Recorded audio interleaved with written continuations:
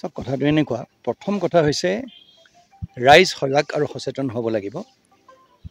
আজি মই মোৰ ঘৰলৈ কি শাক চব্জি কিনি লৈ আহিছোঁ, মই মাছ বজাৰ কৰিবলৈ গৈছোঁ, মই কেনেকুৱা ধৰণৰ মাছ মই ঘৰলৈ লৈ আহিছোঁ, মই গাখীৰ কেনেকুৱা ধৰণৰ মোৰ ল'ৰা ছোৱালীক খুৱাইছোঁ, মই যদি কাইলৈ মিঠাই কিনিবলৈ গৈছোঁ সেই মিঠাই মই কেনেকুৱা ধৰণৰ মিঠাই কিনিছোঁ। আজি ৰাতিপুৱাতে আমি গ'লোঁ প্ৰথমতে অন্ধ্ৰপ্ৰদেশৰ পৰা য'ত ট্ৰাকবিলাক আহে, তাত এসময়ত অভিযোগ আছিল যে সেইবিলাকত ফৰ্মেলিন থাকে। আমি আমাৰ মোবাইল লেবৰেটৰীৰ লগত লৈ গৈছিলোঁ, ফুড ছেফটি অফিচাৰ আছিলে, গোটেই টীমটো আছিলে, তেওঁলোকে কাম কৰি আছে আৰু তাত ধৰি লওক আমি ফৰ্মেলিন পোৱা নাই।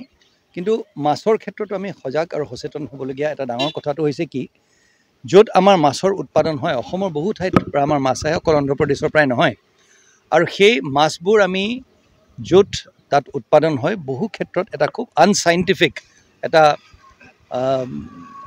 পৰিৱেশ এটাত সেই মাছবিলাক ডাঙৰ কৰা হয়। গুৱাহাটীৰ পৰা অহা বহুত ট্ৰাক আমাৰ মৰিগাঁও আৰু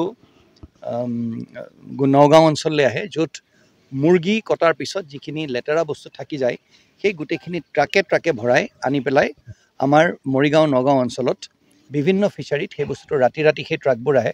পুলিচে ধৰিবলৈ চেষ্টা কৰিছে, তেওঁলোকে ৰুটবিলাক সলাই থাকে, যাৰ ফলত কি হয়, যোনবিলাক ভাল মাছ খেতিয়ক, যোনবিলাকে কোনো বেয়া কাম নকৰাকৈ বা ৰাইজৰ স্বাস্থ্যৰ প্ৰতি সচেতন হৈ যোনবিলাকে মাছ বিক্ৰী কৰে, তেওঁলোক পিছ পৰি যায়, কাৰণ তেওঁলোকৰ মাছৰ দামটো হয়তো অকণমান বেছি হ'ব পাৰে। তেওঁলোকৰ সোনকালে মাছ ডাঙৰ কৰিব লাগে, মাছ উৎপাদন কৰিব লাগে। আজি সেই মাছবিলাক সেৱন কৰাৰ পিছত আমাৰ দৈনন্দিন সেই বস্তুখিনি সেৱন কৰাৰ পিছত আমাৰ hyper tension, non communicable disease যিমান আছে সেইবোৰ হ'বলৈ আৰম্ভ কৰিছে, কৰ্কট ৰোগ পৰ্যন্ত। সেই তাৰ বাবে এওঁলোকে যাতে, বেপাৰীসকলে যাতে তেনেকুৱা ধৰণৰ কাম কৰিব নোৱাৰে, আৰু বেপাৰীসকলকো মই তাত কৰিব নোৱাৰোঁ, তেওঁলোকক দোষাৰোপ কৰিব নোৱাৰোঁ। কি কাৰণে প্ৰডাকশ্যন কোনোবা বেলেগ এটুকুৰা জেগাত হৈছে। আজি আপুনি দেখিছে বিয়াত ছাপ্লাই কৰা, ডাঙৰ ডাঙৰ বিয়াত ছাপ্লাই কৰা, মই মানুহজনৰ ভদ্ৰলোকৰ নাম নলওঁ, কিন্তু তেওঁ লাইচেঞ্চ নোলোৱাকৈ সম্পূৰ্ণভাৱে ঘৰুৱা ৰন্ধন গেছেৰে তাত বনাই আছে, ডাঙৰ কুকুৰ ৰাখিছে কাষতে, এটা কদৰ্যময় পৰিৱেশ। সেই তাত গোটেই যোনটো ডালডা ঘি, যোনটো ক'লা ক'লা চামনি হৈ গৈছে, সেই ডালডা ঘি তলত পেলাই ৰাখিছে। তাৰ ওপৰত যিমানখিনি লেতেৰা বস্তু আছে, য'ত এইপিনে ৰান্ধি আছে, এইপিনে মিঠাই বনাই আছে, আৰু সেইখিনিয়ে গৈ কাইলৈ আমি বিয়া এখনত খাম।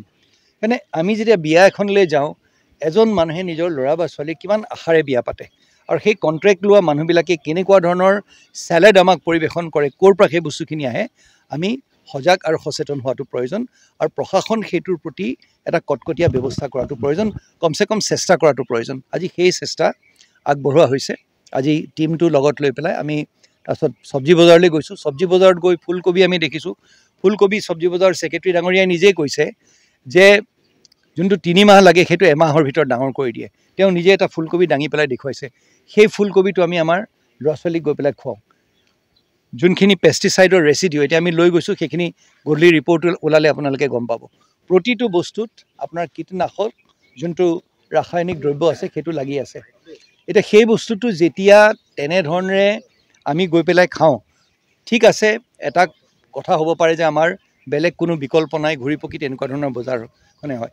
এতিয়া সেই পাচলিবোৰ আমি কেনেকৈ ধুব লাগে, বা কমচে কম সেই জেগাবিলাকত য'ত সেই কীটনাশক দ্ৰব্যবিলাক প্ৰয়োজনতকৈ বেছি প্ৰয়োগ কৰে, এতিয়া ইউৰিয়া অকণমান হ'লেও দিব লাগে। এতিয়া নেনো ইউৰিয়া পৰ্যন্ত আহি গ'ল। আজি বিজ্ঞান আৰু প্ৰযুক্তিবিদ্যাৰ এইটো আমাৰ যুগ, কিন্তু তাৰ মানে এইটো নহয় তাৰ অপব্যৱহাৰ কৰি পেলাই ৰাইজৰ স্বাস্থ্যত হানি কৰিব। তাৰপিছত আমি মিঠাই দোকানবিলাকলৈ আহিলোঁ, আপোনালোকেতো দেখিছেই কেনেকুৱা পৰিৱেশত ৰাখে। এতিয়া চিল কৰি দিয়া হ'ব।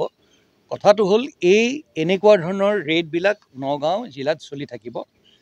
মই এটা কথা ক'ব বিচাৰোঁ, ৰাইজে সেৱন কৰা যোনবোৰ বস্তু যোনে বিক্ৰী কৰে, সেই তেওঁলোকে যদি এনেধৰণৰ বস্তু বিক্ৰী কৰে যোনবোৰ বস্তু ৰাইজৰ স্বাস্থ্যৰ বাবে হানিকাৰক হয়, বিধিগত ব্যৱস্থা তেওঁলোকৰ বিৰুদ্ধে লোৱা হ'ব। আৰু সেইটো তেওঁলোকে যাতে সতৰ্ক হৈ যায়। আৰু তেওঁলোকক মই অনুৰোধ কৰিছোঁ যাতে সেই এনেকুৱা ধৰণৰ, কাইলৈ তেওঁলোকৰ ঘৰতো ল'ৰা ছোৱালী আছে। মই মিঠাই বেপাৰীজনক সুধিছিলোঁ, এই বস্তুটো আপুনি আপোনাৰ ল'ৰা ছোৱালীক খুৱাবনে? বোলে নাই, মই মোৰ ল'ৰা ছোৱালীক নোখুৱাওঁ। যদি নিজৰ ল'ৰা ছোৱালীক মই নোখুৱাওঁ, সেই বস্তুটো কিন্তু মই বিক্ৰী কৰিম সাধাৰণ ৰাইজক, সেই কথাটোতো নহ'ব নহয়। সেই কথাটো আমি চেষ্টা কৰিম তেওঁলোকে আমাৰ চকুত ধূলি মাৰিবলৈ চেষ্টা কৰিব, কিন্তু আমি আমাৰ চেষ্টা অব্যাহত থাকিব আৰু মেজিষ্ট্ৰেট যাব, পুলিচ যাব, আমাৰ ফুড ইন্সপেক্টৰ আৰু তেওঁলোকৰ টিম যাব, ফিচাৰী অফিচাৰ যাব, নগাঁৱত সেই অভিযান চলি থাকিব। আপুনি বিচৰা বাতৰি পাব কেৱল নিউজ 18 এপত। নিউজ 18 এপ ডাউনলোড কৰিবলৈ স্ক্যান কৰক এই QR কোড। গুগল প্লে ষ্টৰতো পাব এই নিউজ 18 এপ।